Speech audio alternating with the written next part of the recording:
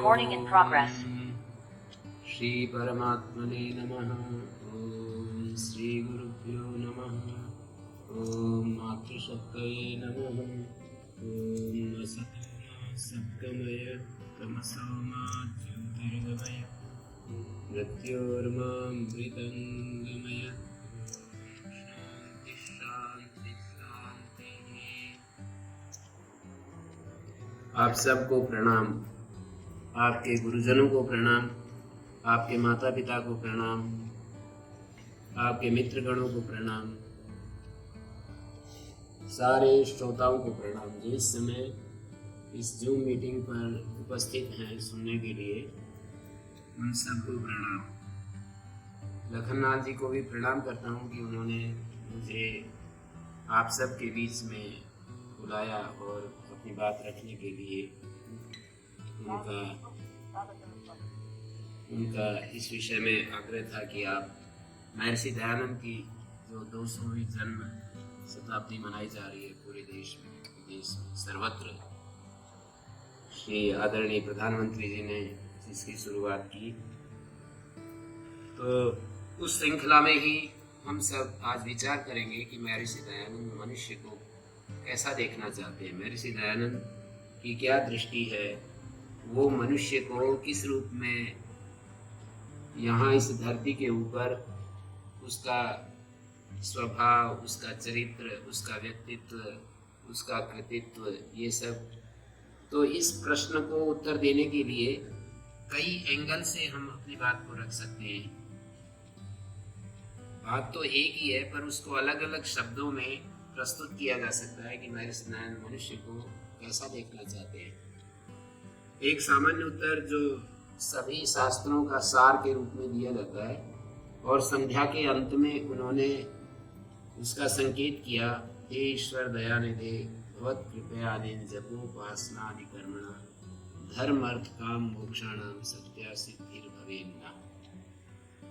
तो महर्षि दयानंद की दृष्टि है कि वे मनुष्य को धर्म अर्थ काम मोक्ष की सिद्धि हो, उनका जीवन, मनुष्य का जीवन ऐसा हो, मनुष्य इस तरह से अपने जीवन को जिए कि उसे धर्म अर्थ काम मोक्ष की सिद्धि प्राप्त हो। धर्म का मतलब वो दिव्य गुण, डिवाइन क्वालिटीज, जो कि हमारे व्यक्तिगत जीवन और सामष्टिक जीवन मतलब समष्टिगत जीवन दोनों को जो धारण कर रहा है उसको धर्म तत्व नाम से पुकारा जाता है।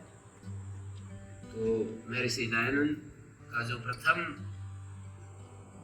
मनुष्य के लिए संदेश है कि वो धर्म की साक्षात मूर्तिमान स्वरूप हो जाए, धर्म उसके जीवन में प्रतिष्ठित हो जाए, ऐसा वो चाहते हैं। फिर महर्षि दयानंद ये भी चाहते हैं कि वो दरिद्रता का और अभाव का जीवन ये नहीं, वो समृद्धि का जीवन। इसलिए उन्होंने आर्या विवेना नामक पुस्तक में चक्रवर्ती राज्य की भी बात की है। और उनके वेद भाष्य में और उनके ग्रंथों में जब हम देखते हैं तो वो ऐश्वर्य की, जैसे ये जो राजनीति होती है उसी का एक दूसरा पर्याय होता है राजनीति, माने धर्म नीति। राजा की जो नीति है राजधर्म, और उसके लिए एक शब्द और बोला जाता है अराजक तत्वों का शमन करने के लिए जो बल प्रयोग किया जाता है उसको दंड नीति भी कहते हैं। राजनीति का दूसरा नाम दंड नीति भी है और राजनीति का एक तीसरा नाम अर्थ नीति भी है। मानी सारा जो धन है वो राजतंत्र के अधीन होता है। यदि देश में ऐश्वर्य होता है तो वो उससे सभी लोगों तक उसकी पहुंच हो जाती है। और इस बात को चाणक्य ने भी कहा है, सुखस्य मूलम धर्म। सुख का मूल क्या है तो उन्होंने कहा धर्म। धर्म का मूल क्या है? धर्मस्य मूलम अर्थ। जो अगला स्टेप उन्होंने बताया धर्म का मूल अर्थ को बताया कि धर्म का जो मूल है वो अर्थ है। तो अर्थ नीति या राजनीति माने हमारा जीवन में समृद्धि भी होनी चाहिए, प्रॉस्पेरिटी भी होनी चाहिए, ये महर्षि दयानंद चाहते हैं। और मनुष्य अपनी वेद अनुकूल, वेदानुमोदित कामनाओं को भी पूरा करे, अपने जीवन को ऐसे ना जिए कि वो रूखा सूखा जीवन ना जिए, पूरा हंसता खेलता प्रफुल्लता से भरा हुआ जीवन और अपनी मर्यादित कामनाओं को पूरा करते हुए जो जीवन होता है उसको वो देखना चाहते हैं। संन्यास को जीवन एक अलग दिशा में जाता है, पर समष्टिगत जो जीवन है जिसमें गृहस्थ भी आ जाते हैं, और ज्यादातर संन्यास तो कुछ लोगों को ही अधिकार मिलता है, ब्राह्मणों को ही संन्यास लेने का अधिकार होता है। जिन्होंने वेद, ईश्वर, व्याकरण आदि को जान लिया है, ऐसे लोगों को ही संन्यास का अधिकार देते हैं। ब्राह्मण की व्याख्या वो कहते हैं वेद, ईश्वर और व्याकरण को जानने वाले, वेद को जानने वाले, ईश्वर को जानने वाले, व्याकरण को जानने वाले लोगों के लिए इस शब्द का प्रयोग होता है। तो ये ज्यादा लोग तो ब्रह्मचारी, गृहस्थ, वानप्रस्थ के रूप में जो सभी के सभी लोग, यदि उनकी संख्या को गणना किया जाए तो उनकी संख्या बहुत बड़ी होती है। तो महर्षि दयानंद की जो दृष्टि है उसमें कामनाओं का कोई स्थान नहीं है, ऐसा नहीं है। अपने लिए वो बेशक अकाम होकर के जी रहे हैं, पर वे इस दुनिया को देख रहे हैं। अपने लिए उनको किसी प्रकार की मतलब कामना पूर्ति के लिए कोई प्रयास नहीं है, ऐसा कह सकते हैं। लेकिन सामष्टिक जीवन को में कामना का भी एक स्थान देखते हैं। तो महर्षि दयानंद की दृष्टि में कामना भी एक आवश्यक घटक है, और मोक्ष तो उनका जीवन का उद्देश्य, टारगेट, ये सब है ही। तो महर्षि दयानंद का एक एंगल से हमने कहा, संध्या के अंत में जो वो प्रार्थना करते हुए दिखाई दे रहे हैं, माने जब उपासना आदि कर्म साधन के रूप में प्रयोग कर रहे हैं कि हम जप करें, उपासना करें, ध्यान करें, लेकिन इसके द्वारा वे जो प्राप्तव्य है वो क्या है, तो उसका उत्तर वो देते हैं धर्म, अर्थ, काम, मोक्ष, पुरुषार्थ चतुष्टय जिसको कहते हैं। तो महर्षि दयानंद की दृष्टि में पुरुषार्थ चतुष्टय से संपन्न जो मानव जीवन है वो उसका एक टारगेट हुआ, एक लक्ष्य हुआ, एक आयाम हुआ, ऐसा कहा जा सकता है। महर्षि दयानंद फिर ये कहते हैं कि ये जो वर्ण और आश्रम की जो व्यवस्था है उसकी उन्होंने जगह जगह चर्चा की है। 4 वर्ण और 4 आश्रमों की जो बात कहते हैं, तो महर्षि दयानंद का ये दूसरे एक स्टेप बढ़कर के हम देख सकते हैं कि महर्षि दयानंद ब्राह्मण, क्षत्रिय, वैश्य और जो श्रमशील जो लोग होते हैं, उन चारों वर्णों का समाज के लिए अपना एक स्थान है, जिसका कि वेद ही जिसका मूल है। ब्राह्मणों से मुखमासीत बाहु राजन्याकृता। तो वहां पर उस मंत्र में, पुरुष सूक्त के मंत्र में, ब्राह्मण, क्षत्रिय, वैश्य शूद्र जो है, शूद्र का मतलब कोई पतित व्यक्ति नहीं, शूद्र का मतलब जो श्रम पूर्वक अपने जीवन को जी रहा है, जो ब्राह्मण, क्षत्रिय, वैश्य की सेवा कर रहा है और श्रम के द्वारा जो अपनी आजीविका चलाता है, श्रम के द्वारा इस समाज का जो एक महत्वपूर्ण अंग बना हुआ है।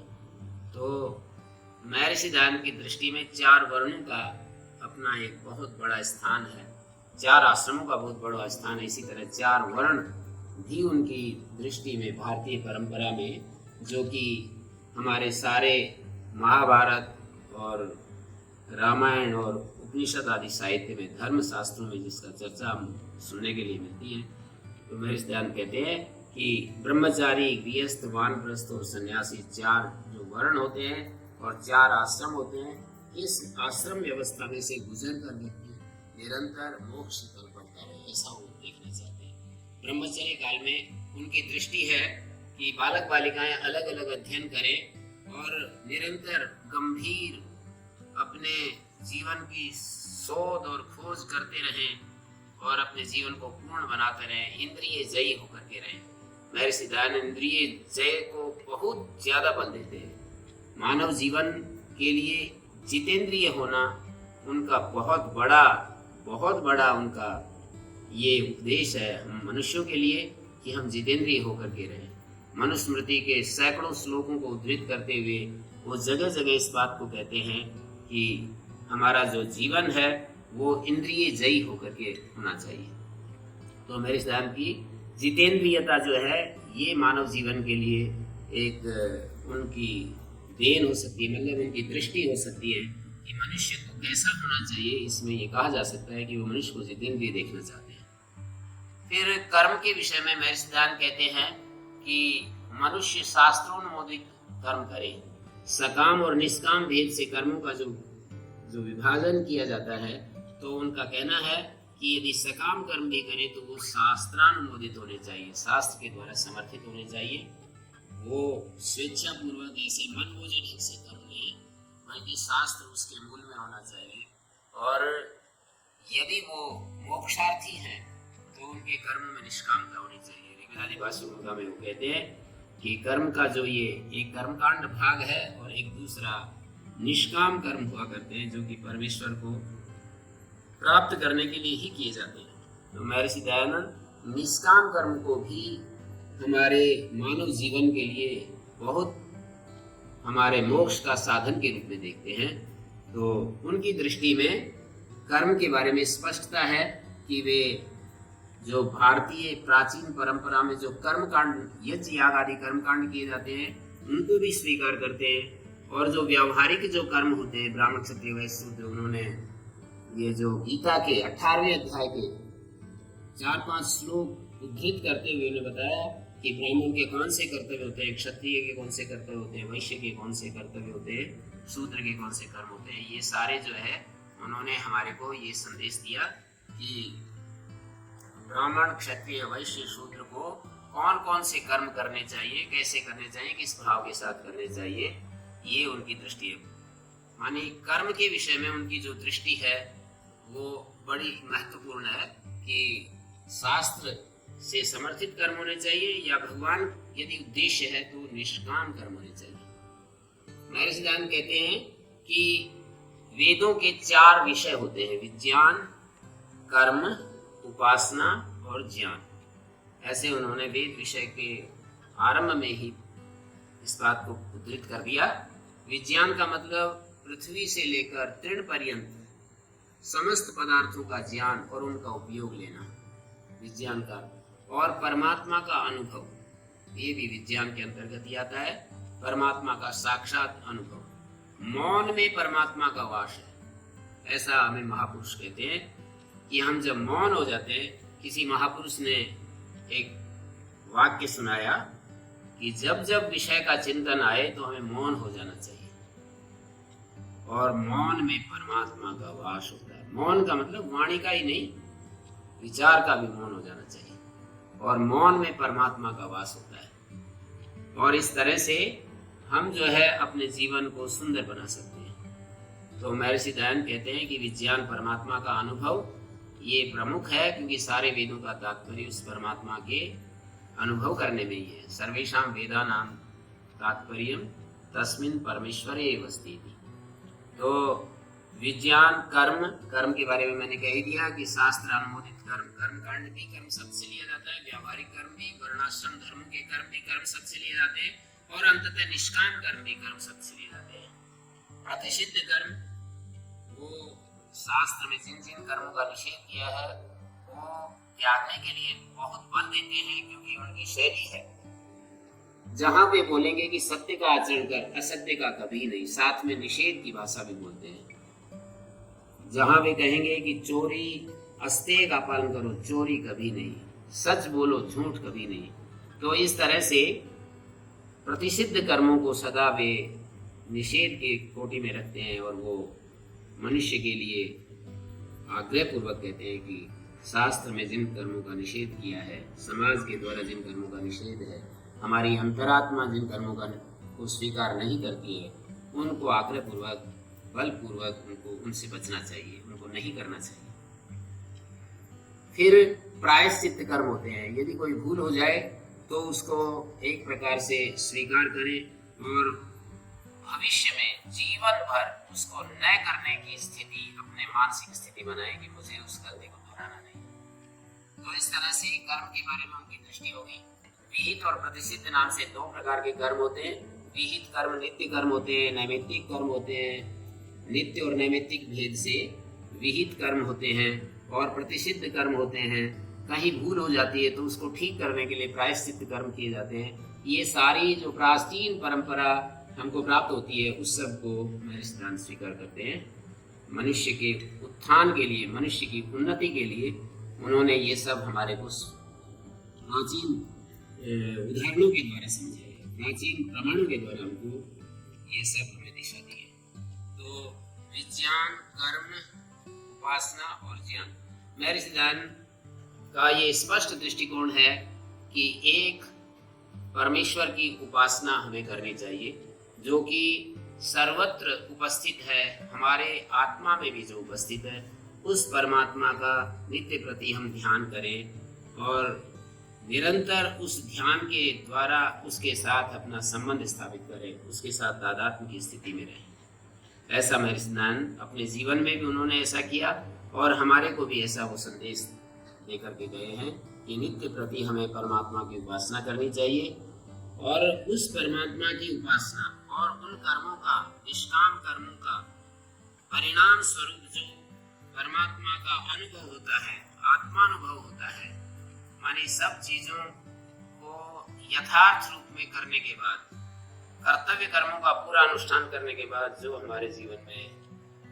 जो विवेक पैदा होता है, ज्ञान उत्पन्न होता है, उसको वो ज्ञान शब्द से कहते हैं और वो भी हमारे लिए विधेय होता है। तो महर्षि दयानंद का स्पष्ट दृष्टिकोण हमें पता चलता है कि हमें विज्ञान, कर्म, उपासना और ज्ञान, इस वेद के 4 जो विषय बताए गए हैं उसको निरंतर शोध करते रहें, उसका विचार करते रहें कि कितना मैं आगे बढ़ रहा हूँ या मेरा स्थिर धावन चल रहा है। हम जीवन में एक प्रकार से हमारा स्थिर धावन, स्टैंडिंग रनिंग चलते रहता है। हम संध्या, अग्निहोत्र आदि भी करते रहते हैं और काम, क्रोध, लोभ, मोह आदि जो विषय हैं ये भी हमारे जीवन में मौजूद रहते हैं। तो ये सब नहीं चाहते। महर्षि दयानंद का स्पष्ट दृष्टि है, वो ये कहते हैं कि नित्य उपासना करें और हमारा जो व्यावहारिक जीवन है वो यम और नियम से परिपूर्ण होना चाहिए। व्यावहारिक जीवन में हमें यम नियम का अनुष्ठान करते रहना चाहिए, ऐसा उनका संदेश हमारे लिए है। यम नियम का अनुष्ठान करना चाहिए, इसका मतलब यह है कि व्यवहार में हमें अहिंसा, सत्य, स्थिर, ब्रह्मचर्य, परिग्रह, शौच, संतोष, तप, स्वाध्याय, ईश्वर प्रणिधान, व्यवहार काल में हमें इनके ऊपर बल देना चाहिए। उपासना काल में एक ईश्वर की उपासना और व्यवहार काल में इन 5 यम और 5 नियमों का कठोरता से पालन करना चाहिए। 5 यम और 5 नियमों का कठोरता से पालन जब हम करते हैं तो हमारा व्यावहारिक जीवन शुद्ध होता जाता है। महर्षि दयानंद को मैंने बहुत ज्यादा विचार करने के बाद ये निष्कर्ष निकाला कि महर्षि दयानंद ये चाहते हैं कि हमारा व्यावहारिक जीवन एक आंतरिक चेतना से जुड़ा हुआ, शास्त्र अनुमोदित, शास्त्र के द्वारा जो समर्थित होना चाहिए, शास्त्र विरुद्ध जाकर के अपने स्वेच्छाचारिता से अब जो मन में आए वो नहीं करना चाहिए। तो ये महर्षि दयानंद की दृष्टि हमें पता चली। और अंततः एक और एंगल से यदि इस बात को हम कहें तो महर्षि दयानंद कहते हैं कि मैंने जो आर्य समाज के 10 नियम बनाए, उन 10 नियमों के ऊपर पूरा हमें फोकस करना चाहिए और अपने जीवन को उन 10 नियमों के अनुरूप ढालने की कोशिश करते रहनी चाहिए निरंतर, कि परमात्मा इस समस्त पदार्थ और सब सत्य विद्या और जो पदार्थ विद्या से जाने जाते हैं उन सब का आदि मूल परमेश्वर है। महर्षि दयानंद कहते हैं कि जितना भी ज्ञान है और जितना भी पदार्थ है उन सब का जो आदि मूल है वो परमात्मा है। आदि जो निमित्त कारण है वो परमात्मा है, ऐसा उनकी दृष्टि है। आदि मूल परमात्मा कहते हुए उन्होंने ये कह दिया कि सारा पदार्थ और सारा जो ज्ञान है, पदार्थ में जैसे सूर्य, चंद्रमा, धरती, आसमान, पृथ्वी, जल, अग्नि, वायु, आकाश, इसको हम पदार्थ कहते हैं। हमारे मनुष्यों के जो शरीर है, अलग अलग योनियों में जो शरीर दिखाई देते हैं, इन सबको पदार्थ नाम से कहा जाता है। और जो मनुष्य जीवन के लिए, क्योंकि जितना भी ज्ञान होता है वो मनुष्य के लिए ही है, स्वाभाविक रूप से अन्य योनियों को जो ज्ञान मिला है उनको किसी शास्त्र की आवश्यकता नहीं, उनके जीवन के लिए अपेक्षित ज्ञान उन्हें प्राप्त है। लेकिन मनुष्य जीवन को स्वभावतः जो ज्ञान प्राप्त है वो केवल उतना ही है जितना, उससे भी कम है। बल्कि पशुओं को, अन्य योनियों को जितना ज्ञान प्राप्त है उससे भी कम स्वाभाविक ज्ञान प्राप्त है। मनुष्य देख करके सीखता है, अनुकरण से सीखता है, अनुसरण से सीखता है, शास्त्र से सीखता है, गुरुजनों से सीखता है, समाज से सीखता है और अपने से आगे चलने वाले लोगों के साथ उठता बैठता है। यदि उसके साथी लोग बहुत उच्च चेतना के होते हैं तो मनुष्य धीरे धीरे अपने आप ही एक महान मानव बन जाता है। उसके साथीगण यदि निम्न चेतना के होते हैं तो वो डेविल हो जाता है, राक्षस हो जाता है, शैतान हो जाता है। माने मनुष्य कुछ नहीं है, बस संगति का परिणाम है। उसको जैसी संगति मिलती है वैसा ही मनुष्य बन जाता है। तो महर्षि दयानंद ये चाहते हैं कि ये जो मैंने आर्य समाज के 10 नियम बनाए हैं, इनका आलोचन करते रहना चाहिए और निरंतर इस तराजू के ऊपर अपने आप को परखते रहना चाहिए कि मैं कहाँ पर अपने जीवन को, कहाँ पर मैं चूक रहा हूँ, कहाँ पर भूल कर रहा हूँ, कहाँ मैं अपने जीवन को, मैं जीवन की परिपूर्णता से वंचित हो रहा हूँ। तो महर्षि दयानंद का ये संदेश है कि परमेश्वर आदि मूल है। तो उस परमात्मा पर जब तक उसका शास्त्र से हम उसको नहीं जानते हैं तब तक उसकी भक्ति, उसकी उपासना कैसे करेंगे। तो इसलिए उन्होंने दूसरे नियम में बतलाया कि ईश्वर सच्चिदानंद स्वरूप है, निराकार, सर्वशक्तिमान, न्यायकारी, दयालु, जन्मानंद, निर्विकार, अनादि, अनुपम, सर्वाधार, सर्वेश्वर, सर्वव्यापक, सर्वांतर्यामी, अजर, हमारा भय, नित्य, पवित्र और सृष्टि करता है, वो हम सब का उपास्य देव है। तो महर्षि दयानंद का ये संदेश हमारे लिए ये है कि परमात्मा ऐसा ऐसा शास्त्रकारों ने बताया है, वेदों में इस तरह का परमात्मा का स्वरूप वर्णन है, ऐसे परमात्मा को अपने हृदय देश में उपासना करनी चाहिए। निरंतर वो हमारा उपास्य देव, उसके साथ अपना संबंध स्थापित करना चाहिए, वो उसको अपना स्वरूप अपना समझना चाहिए और उसको स्वामी के रूप में, पिता के रूप में, माता के रूप में, गुरु के रूप में, न्यायाधीश के रूप में, राजा के रूप में और सुहृद के रूप में, बंधु के रूप में, ऐसे अलग अलग रूपों में परमात्मा को देखना चाहिए। ऐसा उनका अपने वेद भाष्य आदि, जैसे कि सनो बंधु जनिता, वो हमारा बंधु है, वो हमारा राजा, न्यायाधीश और गुरु, आचार्य, माता पिता, त्वम हिना पिता वसु त्वम माता शतक्रतो बभूविते इत्यादि मंत्रों में महर्षि दयानंद लिखते हैं कि वो हमारा सैकड़ों माता पिता से भी ज्यादा हमारा हित चाहने वाला है। जैसे एक विद्वान ने लिखा है श्रुति को, वेद को सैकड़ों हजारों माता पिता से भी ज्यादा हमारे लिए श्रुति जो है अधिक हित चाहने वाली है। तो यही भाषा महर्षि दयानंद परमात्मा के विषय में कही। वेद के बारे में ये भाषा जो कही गई है कि वो परमात्मा हजारों माता पिता से भी नहीं, श्रुति जो है, वेद श्रुति हजारों माता पिता से भी अधिक जो है मनुष्य का हित चाहती है। ऐसे ही बिल्कुल ठीक यही भाषा महर्षि दयानंद परमात्मा के विषय में लिखते हैं, हजारों माता पिता से भी बढ़कर के परमात्मा हमारा शुभ चिंतक है। तो महर्षि दयानंद की दृष्टि कि भाई हम परमात्मा को अपना उपास्य देव माने, नित्य निरंतर उसकी उपासना में रहें। फिर महर्षि दयानंद कहते हैं कि वेद सब सत्य विद्याओं का पुस्तक है, वेद का पढ़ना पढ़ाना, सुनना सुनाना सब आर्यों का परम धर्म है। जिन शास्त्रों को हम पढ़ते हैं उसकी छाया हमारे मन पर अंकित होती रहती है, उसका जो प्रभाव है वो धीरे धीरे अंकित होता रहता है। जो शास्त्र में अच्छी बातें भी होती है, कुछ भ्रांत भी बातें होती है। मनुष्य थोड़ा कमजोर दिल का होता है, वो अच्छी बातों को तो नहीं पकड़ता, बुरी बातों को पकड़ लेता है। जैसे कि कुरान में बहुत अच्छी अच्छी बातें भी हैं, लेकिन कुरान की एक आध बात कोई ऐसी हो गई तो उसी को पकड़ लेते हैं और दुनिया को, सारी दुनिया को, मुस्लिम ब्रांच से जो बिलोंग करते हैं, सारी दुनिया को उन्होंने मतलब एक तरफ कर रखा है और तंग कर रखा है। जैसे उन्होंने कह दिया कि भाई इन काफिरों को मारो, तो बस उसी एक वाक्य को पकड़ लिया इन्होंने। उनमें तो बहुत सारी बातें और भी हैं, भाई उनको शराब नहीं पीना चाहिए, भाई ये नहीं करना चाहिए, वो नहीं करना चाहिए। मतलब हमारे यहाँ भी तो है 10 संतान करनी चाहिए, लेकिन 10 संतान करनी चाहिए तो ये वेद की बात ऐसी नहीं है जिसको हम कहें कि ये शाश्वत धर्म है।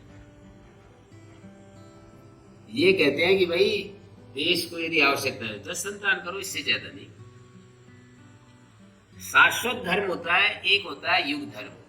युग धर्म के अनुसार जो मांग हमारी होती है, तो वो युग की जो मांग होती है उसको हमें देखना होता है। तो महर्षि दयानंद वेद को सर्वोपरि स्थान देते हैं और ये लिख भी दिया अपने आर्य समाज के नियमों के, वेद सत्य माने मनुष्य को देखना चाहते हैं कि वो वेद भक्त होकर के जिए, वेद को परम प्रमाण मान करके जीवन जिए। ऐसे कहते भी हैं, उन्होंने अपने सत्यार्थदास में लिखा है कि अर्थ कामेश्व सक्तानाम धर्म ज्ञानम विधीयते धर्मम जिज्ञासमानानाम प्रमाणम परमम श्रुति। वो कहते हैं कि यही अर्थ और काम में जिनका मन फंसा हुआ है वो धर्म को नहीं समझ सकते। अर्थ, रुपया पैसा, सोना चांदी, ये धन दौलत में जिनका मन फंसा हुआ है और काम में, इंद्रिय सुखों में जिसका मन फंसा हुआ है, वो धर्म की चर्चा उनको अच्छी नहीं लगती। और धर्म को जानने के लिए परम प्रमाण वेद है। धर्मम जिज्ञासमानानाम, धर्म को जानने की इच्छा करने वाले लोगों के लिए परम प्रमाण वेद। तो महर्षि दयानंद का स्पष्ट दृष्टिकोण हमें पता चला कि वो वेद को परम प्रमाण कोटि में मानते हैं और नित्य प्रति वेद स्वाध्याय की बात कहते हैं हमारे को। पर ये कष्ट की बात ये होती है कि आर्य समाज के जो लोग होते हैं वो वेद स्वाध्याय करते भी हैं तो वो केवल औपचारिक रूप में करते हैं, उस पर निरंतर मंथन, चिंतन, मनन, मंत्रों में क्या क्या कहा गया है, मंत्रों में क्या क्या संदेश हमको दिए गए हैं, उस पर गहराई से विचार नहीं करते। वेद पढ़ने के लिए व्याकरण पढ़ना, निरुक्त पढ़ना जरूरी होता है और वेद स्वाध्याय करने के लिए मन बुद्धि स्थिर होना जरूरी होता है, मनोनिग्रह आवश्यक होता है, इंद्रिय निग्रह आवश्यक होता है। वेद स्वाध्याय करने के लिए तपस्या करनी होती है, माने जीवन को तपोमय होना चाहिए। वेद स्वाध्याय करने के लिए मन का शांत होना आवश्यक होता है। ये सब क्वालिटी यदि होती है तो वेद स्वाध्याय का कोई अर्थ होता है। जो चंचल मन है, जिनका मन दूसरी चीजों में फंसा हुआ है, वो वेद स्वाध्याय नहीं कर सकते। तो महर्षि दयानंद चाहते हैं कि वेद जो है वो हमारा परम प्रमाण स्थान में है और वेद का पढ़ना पढ़ाना, सुनना सुनाना सब आर्यों का परम धर्म है। सभी हम सब लोगों का ये परम धर्म, एक धर्म होता है, एक परम धर्म होता है। जैसे कि भोजन रोटी खाना ये शरीर का धर्म है, पर श्वास लेना परम धर्म है। रोटी खाना, भोजन करना और चलना फिरना ये तो धर्म है शरीर के, इन कामों के करने शरीर स्वस्थ रहता है, लेकिन श्वास तो परम धर्म है। तो इसी तरह से वेद परम धर्म है, उसका पढ़ना पढ़ाना, सुनना सुनाना वेद का परम धर्म बता दिया। तो ये महर्षि दयानंद की दृष्टि हमें समझनी चाहिए। यदि हम अपने को उनका अनुयायी, उनका पथानुगामी कहते हैं, हम ये कहते हैं कि हम महर्षि दयानंद के फॉलोअर हैं, महर्षि दयानंद को अपना गुरु आचार्य मानते हैं, तो फिर ये करना पड़ेगा। और महर्षि दयानंद कहते हैं भाई सत्य के ग्रहण करने और असत्य को छोड़ने में सर्वदा उद्यत रहना चाहिए, एकदम रेडी रहना चाहिए। जहाँ समझ में आ जाए कि ये चीज सही है तो उसको पकड़ लें और ये चीज गलत है तो उसको तत्काल छोड़ दें। मनुष्य वैसे करता है, यही करता है, जब उसके समझ में आ जाती है कि ये बात ठीक है तो उसको पकड़ता है, ये बात गलत है तो उसको छोड़ने की कोशिश करता है। लेकिन जो पुराने संस्कार होते हैं वो गलत बात को छोड़ने के लिए राजी नहीं होते हैं। उन पुराने संस्कारों को जब हटाया जाता है, छोड़ा जाता है तो बड़ी बेचैनी होती है, बड़ा कष्ट होता है।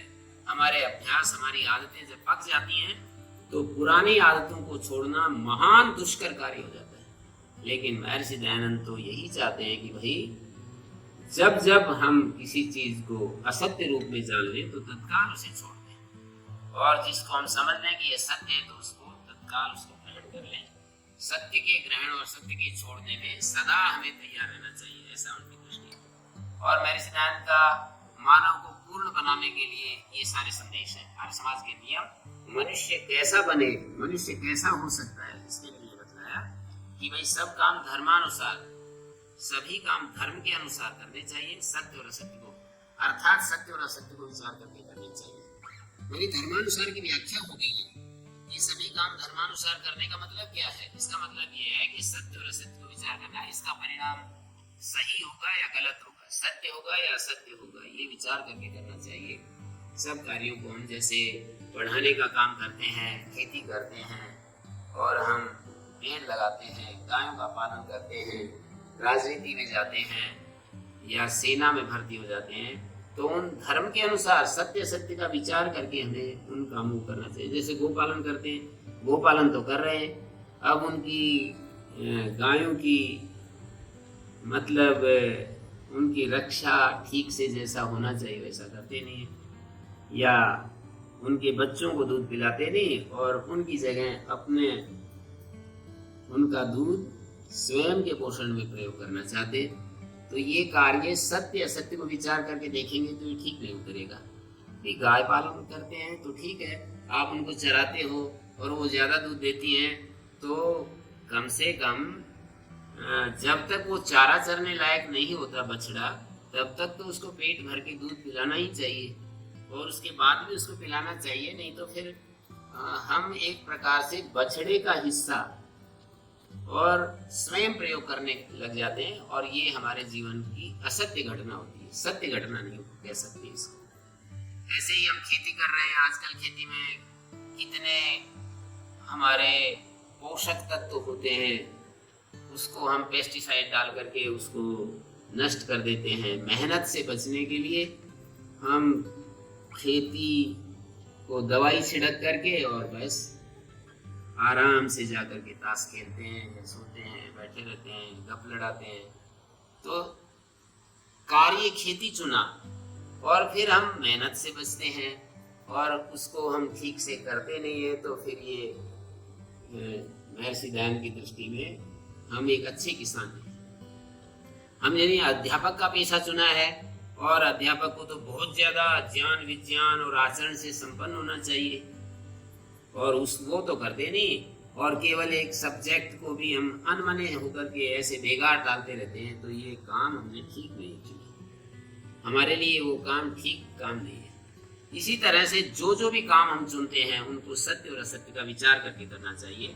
और महर्षि दयानंद ने एक संदेश दिया हम सबके लिए कि भाई संसार का उपकार करना इस समाज का मुख्य उद्देश्य है, अर्थात शारीरिक, आत्मिक और सामाजिक उन्नति करना। उन्होंने प्रोग्राम दिया हमारे मनुष्यों को कि भाई ठीक है, तुमने तो अपना जीवन इतना तो कर लिया तुमने, लेकिन संसार की तरफ भी तो देखना है तुम्हें। संसार का उपकार करना इस समाज का मुख्य उद्देश्य है, मतलब मुख्य उद्देश्य बता दिया। संसार का उपकार करना, संसार का भला करना, संसार के लिए जीना इस समाज का मुख्य उद्देश्य, अर्थात शारीरिक। सबसे पहले अपने शरीर को ठीक करना चाहिए, फिर अपने अंतः सूक्ष्म शरीर को ठीक करना चाहिए, स्थूल शरीर को ठीक, सूक्ष्म शरीर को। आत्मिक उन्नति का मतलब सूक्ष्म शरीर को ठीक करना, और सामाजिक उन्नति का मतलब बाद में सामाजिक उन्नति आती है। सबसे पहले शरीर को पकड़ना चाहिए, फिर सूक्ष्म शरीर को पकड़ना चाहिए, उसके बाद सामाजिक उन्नति करनी चाहिए।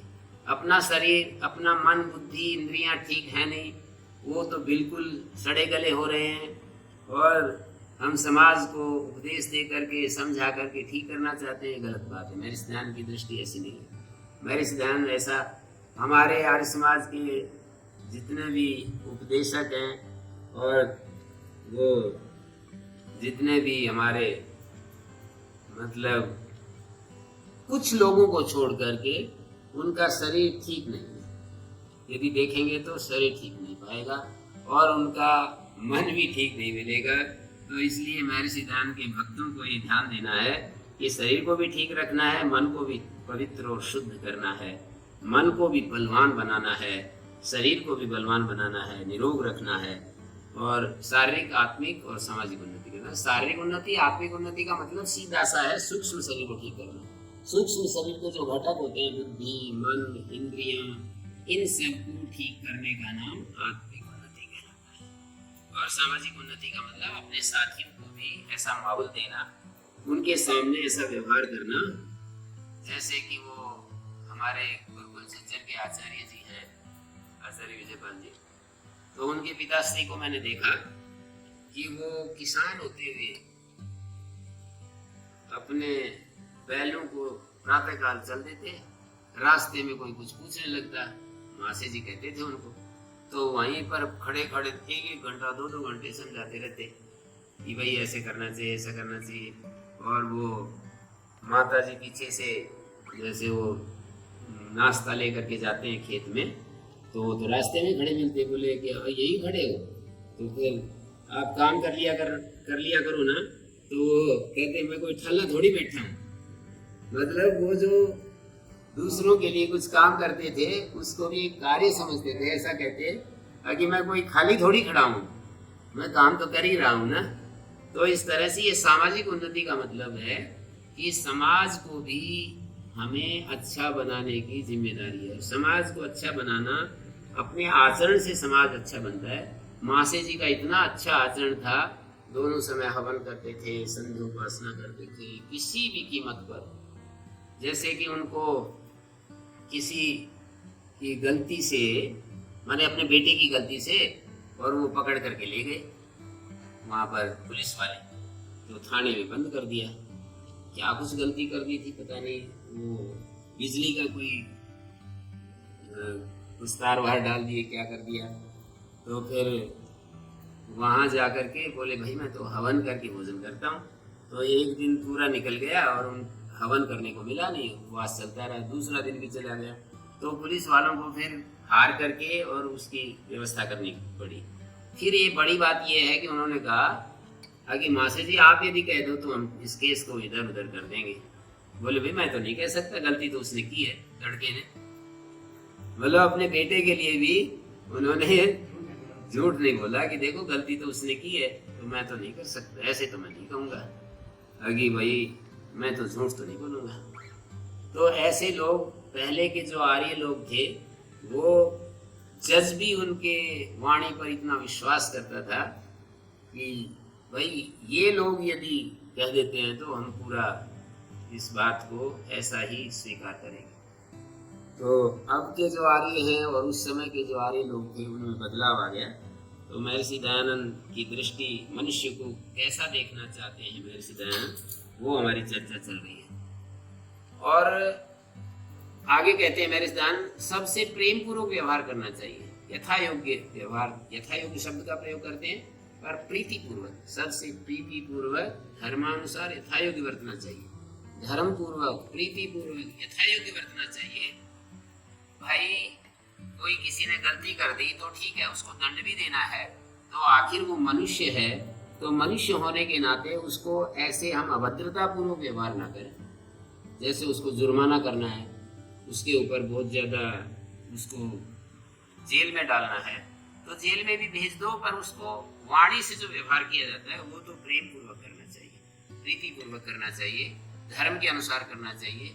अभी आजकल जो व्यवस्था है उसमें वो जो सुनने वाले भी ऐसे हो गए और सुनाने वाले भी, मतलब ये जो पुलिस वाले इतने अभद्रता से बोलते हैं, और वो जो मुजरिम होते हैं वो भी इसी तरह के हो गए। तो महर्षि दयानंद को यदि पूछें कि कैसे बर्ताव करें, तो वो तो यही कहेंगे कि भाई बड़े प्रेम से बोलो, जैसे कि मनुष्य से बोलते हैं ऐसे बोलो। उसको दंड देना है तो दंड दीजिए, लेकिन उसको बोलने में, भोजन देने में, ये सब तो जैसा एक मनुष्य के साथ व्यवहार किया जाता है वैसा करना चाहिए। प्रीति पूर्वक, धर्मानुसार यथा योग्य बरतना चाहिए। यथा योग्य का मतलब है यदि कोई महान विद्वान आता है तो उसके साथ उसी तरह का व्यवहार, पर एक कॉमन व्यवहार भी होता है, उसको उससे नीचे तो नहीं जाना चाहिए। मतलब एक बहुत सारे ग्रेड्स होते हैं, अब ऊंचा ऊंचा ऊंचा ऊंचा ग्रेड्स होते हैं। तो यथा योग्य का मतलब है कि जो ऊपर खड़ा है उसके साथ उसी तरह का व्यवहार, बीच में खड़ा है उसी के साथ, नीचे खड़ा है तो उसके साथ व्यवहार, लेकिन नीचे जो सबसे नीचे खड़ा है उसके साथ भी प्रीति पूर्वक धर्मानुसार तो व्यवहार करना ही होगा, प्रीति पूर्वक धर्मानुसार तो करना ही होगा। अभी समस्याएं भी बहुत सारी आप सुनाओगे कि जी ऐसे ऐसे करते हैं लोग, जो है उल्टा करते हैं, कैसे बर्ताव करें, लोग ऐसे ऐसे हमारे साथ व्यवहार करते हैं, माया प्रयोग करते हैं, छल कपट करते हैं, और बहुत ज्यादा। महर्षि दयानंद व्यावहारिक जीवन को बहुत ज्यादा सुंदर देखना चाहते हैं, इसीलिए तो उन्होंने व्यवहार भानु पुस्तक लिखी। महर्षि दयानंद व्यवहार के ऊपर मैं अपने ब्रह्मचारियों से शेयर भी करता हूँ और समय समय पर चर्चा भी करता हूँ कि महर्षि दयानंद का एक पक्ष है निरंतर परमात्मा के प्रति अनन्य विश्वास, अखंड विश्वास, निरंतर परमात्मा के ध्यान में रहना, और दूसरा व्यावहारिक पक्ष है कि हम दूसरों के साथ यम नियम को बीच में आधार मानते हुए व्यवहार करें। यम और नियम हमारे जीवन में निरंतर बने रहने चाहिए, और उसको ही झलक ये है कि प्रीति पूर्वक धर्मानुसार यथायोग्य बरतना चाहिए। और मेरे सिद्धांत एक संदेश देते हैं कि अविद्या का नाश और विद्या की वृद्धि करनी चाहिए। मेरे सिद्धांत ऐसा कहते हैं, भाई निरंतर हमें अविद्या का नाश करते रहना चाहिए, विद्या की वृद्धि करते रहना चाहिए। अविद्या का नाश और विद्या की वृद्धि क्या चीज है? अविद्या, अस्मिता, राग, द्वेष, अभिनिवेश, ये 5 क्लेश कहे योग शास्त्र में। तो इन 5 क्लेशों को समझकर कि भाई अनित्य में नित्य बुद्धि कर लेता आदमी, अनित्य चीजों को नित्य समझने लगता है, अपवित्र चीजों को पवित्र समझने लगता है, और दुख को सुख समझने लगता है, और अनात्म को आत्मा समझने लगता है। ये शरीर आदि जो अनात्म पदार्थ, अनात्म चीजें हैं, अनात्म रूप हैं, उनको आत्मा के रूप में समझने लगता है। तो इनको, अनात्म को आत्मा समझना और दुख को सुख समझ लेना, जैसे द्वेष जो होता है वो है तो दुख रूप, लेकिन उसमें भी बड़ा मजा लेता है। दूसरों की निंदा करना, चुगली करना, दूसरों की खबर लेना, इसमें जो है बड़ा सुख लेता है।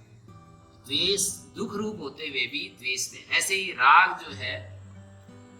जो है अपवित्र में पवित्र बुद्धि राग के कारण करता है। अनित्य में जो नित्य बुद्धि होने से हम अभिनिवेश क्लेश हमारे अंदर पैदा होता रहता है। अनात्म में आत्मबुद्धि करने से ही अहंकार जो अस्मिता क्लेश है वो पैदा होता रहता है। तो इन 5 क्लेशों का नाश करते रहना चाहिए, इनका विवेचन अपने भीतर करते रहना चाहिए कि मैं कहाँ कहाँ अविद्या, अस्मिता, राग, द्वेष, अभिनिवेश, इन सब का शिकार हो रहा हूँ। पहले तो समझना चाहिए कि ये शब्दों का तात्पर्य क्या है। दृक् दर्शन शक्ति एकात्मदैव अस्मिता, सुखानुशयी रागा, दुखानुशयी द्वेषा, और अभिनिवेश मृत्यु भय को कहा जाता है। तो दृक् शक्ति और दर्शन शक्ति हमारे बुद्धि में विषय आते हैं और आत्मा के द्वारा प्रकाशित होते हैं। उन दोनों को आत्मा साक्षी यदि बना रहे तो बुद्धि में आए विषय जो हैं वो उनके साथ तादात्म्य नहीं होता, पर आत्मा और बुद्धि में आए विषय एक ही हो जाते हैं। मैं बलवान हूँ, मैं सुखी हूँ, मैं दुखी हूँ, मैं भयभीत हूँ, ये सारे अस्मिता क्लेश के रूप हैं। मैं गोरा हूँ, मैं काला हूँ, ठिकना हूँ, स्त्री हूँ, पुरुष हूँ, सब अस्मिता क्लेश के रूप। देहाभिमान अस्मिता क्लेश का ही रूप है।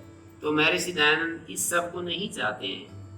अविद्या का निरंतर नाश करना चाहिए। विषय सुखम ही अविद्या, ऐसा व्यास भाष्य का कोटेशन प्रस्तुत करते हुए कहते हैं कि ये जो विषय सुख है ये अविद्या का ही रूप है। तो अविद्या का नाश करते रहना चाहिए और विद्या की निरंतर विद्या वृद्धि करते रहना चाहिए। विद्या की वृद्धि का मतलब है जो चीज जैसी है उसको वैसे देखने का जो दृष्टिकोण है उसको विकसित करते रहना चाहिए। चीजें जैसी है वैसी दिखाई, एज इट इज दिखाई दे हमको, वस्तु का स्वरूप यथार्थ रूप में हमको दिखाई दे, तो ऐसा उनका देखना है। और 9वें नियम में कहते हैं प्रत्येक को अपनी ही उन्नति में संतुष्ट नहीं रहना चाहिए, किंतु सबकी उन्नति में अपनी उन्नति समझनी चाहिए। व्यक्ति को केवल अपनी ही उन्नति में सेटिस्फाइड नहीं रहना चाहिए, सबकी उन्नति में अपनी उन्नति समझनी चाहिए। सबका भला हो इसमें अपना भला, सबकी भलाई में अपनी भलाई समझनी चाहिए। और आखिरी में वो कहते हैं सब मनुष्यों को सामाजिक सर्वहितकारी नियम पालने में परतंत्र रहना चाहिए। सामाजिक सर्वहितकारी नियम पालने में, और प्रत्येक हितकारी नियम में स्वतंत्र है। जैसे कि सामाजिक सर्वहितकारी नियम है, मान लो गुरुकुल में कि भाई 7 बजे भोजन करना है तो इसमें 7 बजे भोजन में उपस्थित हो जाएं। भाई 7 बजे या 7:15 बजे यज्ञ करना है तो वहाँ उपस्थित। कोई अतिरिक्त कोई गुरुकुल का कोई अतिरिक्त नैमित्तिक कार्य ना उपस्थित हो तो उसी समय कोई अतिथि आ जाता है और हमें उसको कुछ संकेत देना होता है, या गुरुकुल में कोई और कार्य उपस्थित हो जाता है, अकस्मात ऐसा कार्य हो जाता है कि हम उसको करना आवश्यक होता है, तो वो एक अलग बात है। सामाजिक सर्वहितकारी नियम में परतंत्र, प्रत्येक हितकारी नियम में सब स्वतंत्र रहे। प्रत्येक हितकारी में जैसे किसी को भूख नहीं लग रही है, भोजन नहीं कर रहा है, तो इसमें तो स्वाधीन है। कर रहा है तो उसको फिर उस नियम में करना चाहिए, जैसा गुरु को समय पर भोजन का विधान है वैसा करना चाहिए। और बहुत सारी व्यवस्थाएं हम समझ सकते हैं कि सामाजिक सर्वहितकारी नियम कहाँ कहाँ हमको परतंत्रता की आवश्यकता। परतंत्र का मतलब उस नियम के अधीन हमें अपने को स्वीकार कर लेना चाहिए कि मैं उस नियम के अनुसार चलूँगा। भारत में जैसे लेफ्ट साइड में चलने की बात कही है तो एक सामाजिक सर्वहितकारी नियम है, भारत के सभी लोगों को उसी दिशा में चलेंगे तो एक्सीडेंट भी कम होंगे। और हम उनकी एक वो होती है भाई आपको रोड के ऊपर नहीं चलना है, बाएं तरफ भी चलना है तो रोड से नीचे चलना है। तो ऐसे सामाजिक सर्वहितकारी नियम में परतंत्रता और प्रत्येक हितकारी नियम से, यदि हम देखें महर्षि दयानंद के विचार में, तो इन नियमों को अपने जीवन में जब हम अपनाते हैं तो व्यक्तिगत सुख भी बढ़ता है और सामुदायिक सुख भी बढ़ता है। व्यक्ति का विकास भी होता है, समाज का विकास भी होता है और मनुष्य का पूर्ण चित्र सामने आ जाता है। इसीलिए उन्होंने वृत्ति सारूप्यम इतरत्र सूत्र का भाष्य करते हुए लिखा है, मैं कह रहा था कि परमात्मा में लीन रहते हैं, परमात्मा में अनन्य श्रद्धा भक्ति प्रेम से महर्षि दयानंद भरे रहते हैं। साथ में वो ये भी चाहते हैं कि व्यवहार में हमें दुखी नहीं होना चाहिए।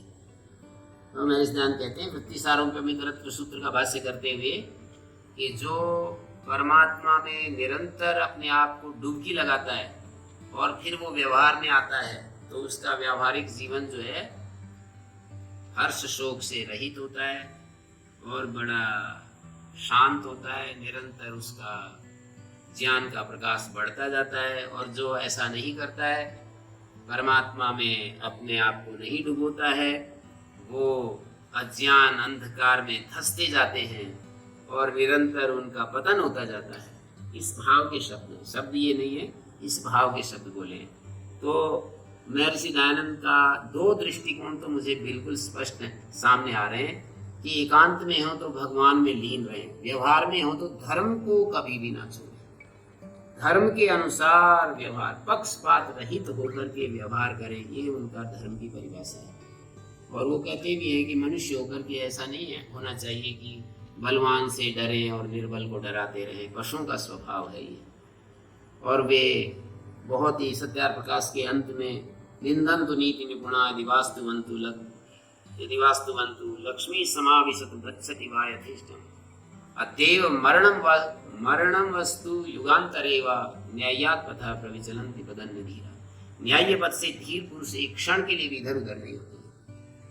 मतलब हमारी निंदा हो या प्रशंसा हो, निंदन्तु नीति निपुणा यदि वास्तुवन्तु, लक्ष्मी आए या चली जाए, मतलब खूब ढेर लग जाए या सारी चली जाए, कोई बात नहीं, लक्ष्मी समाविशतु गच्छति वा, आज ही मर जाए या 1000 साल तक जीते रहे, जो वेदोक्त पथ है, न्याय पथ है, शास्त्र के द्वारा अनुमोदित पथ है, उससे धीर पुरुष विचलित नहीं होते। ऐसा महर्षि दयानंद संदेश देते हैं।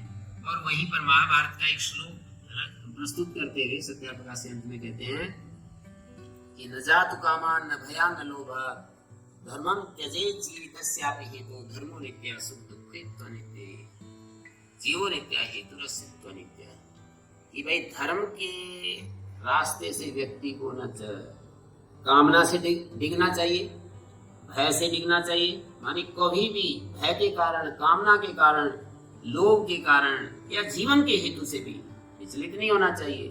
धर्म नित्य है, सुख दुख आने जाने वाले, जीव नित्य है, जीव का जो हेतु शरीर है ये तो अनित्य है, तो इस अनित्य शरीर के लिए हम नित्य को क्यों छोड़ें, ऐसा वो कहते हैं। महर्षि दयानंद सभी आश्रम वासियों के धर्मों को बताते हैं। मनुष्य धर्म के लिए एक बात कहते हैं वे कि मनुष्य का ये धर्म है कि वो हमेशा निर्बलों का सहयोग करता है और अन्यायकारी बलवान से भी ना डरे। और महर्षि दयानंद कहते हैं विद्या विलास मनसो धृतिशील शिक्षा सत्यव्रता रहित मान मलापहारा। सत्यव्रता रहित मान मलापहारा क्या होता है कि ये जो विद्या विलास मनसा, विद्या विलास में मन है जिनका, विद्या विलासे मनो ये शाम ते विद्या विलास मनसा, विद्या विलास में लगा हुआ है मन जिनका, ऐसे लोग विद्या विलास मनसो धृतशील शिक्षा। धृताशील से शिक्षा यही ते धृतशील शिक्षा, धारण की है शील की शिक्षा जिन्होंने, उनको धृतशील शिक्षा कहते हैं। सत्यव्रता, सत्य है व्रत जिनका, रहित मान मलापहारा, रहित है मान और मल, मलापहार, रहिता मान मलापहारा, मानी मान मल के मान मल, मान रूपी मल से रहित हो गए, जो रहित मान मलापहारा, और धन्या नरा विहित कर्म परोपकारा। एक पंक्ति तीसरी तीसरे चरण में क्या कहा? सत्यव्रता रहित मान मलापहारा। ये जो ऐसे लोग होते हैं, धन्या नरा विहित कर्म परोपकारा। विहित है संसार दुख दलनेन सुभूषिताय। संसार के दुख दलन से जो सुभूषित होते हैं, धन्या नरा विहित कर्म परोपकारा। ऐसे विहित विधान किया है कर्म परोपकार में जिन्होंने, कर्म को लगाया है परोपकार में जिन्होंने, ऐसे लोग धन्य होते हैं। तो मनुष्य का चित्र यदि उनके ग्रंथों की छाया में यदि हम देखें तो मनुष्य चित्र अलग अलग सैकड़ों चित्र उभर करके आते हैं। मानव के सैकड़ों चित्र हम दिखाए जा सकते हैं कि भाई महर्षि दयानंद मनुष्य के इस चित्र को पसंद कर रहे हैं, इस चित्र को पसंद कर रहे हैं, इस चित्र को पसंद कर रहे हैं, इस चित्र को पसंद। सत्य को बहुत ज्यादा महत्व देते हैं महर्षि दयानंद, ध्यान को महत्व देते हैं, व्यवहार में यथायोग्य व्यवहार और धर्मानुसार प्रीति पूर्वक इसको बड़ा महत्व देते हैं। और ये मैंने बता ही दिया कि वो ईश्वर उपासना, वेद भक्ति और शास्त्र निष्ठा, इन सब को महत्व देते हैं और जीवन को निरंतर अविद्या का नाश करते हुए, विद्या की निरंतर वृद्धि करते हुए जीवन को सुंदर बनाने का संदेश देते हैं। तो ये सब मैंने थोड़ा प्रयास किया आपके सामने रखने का।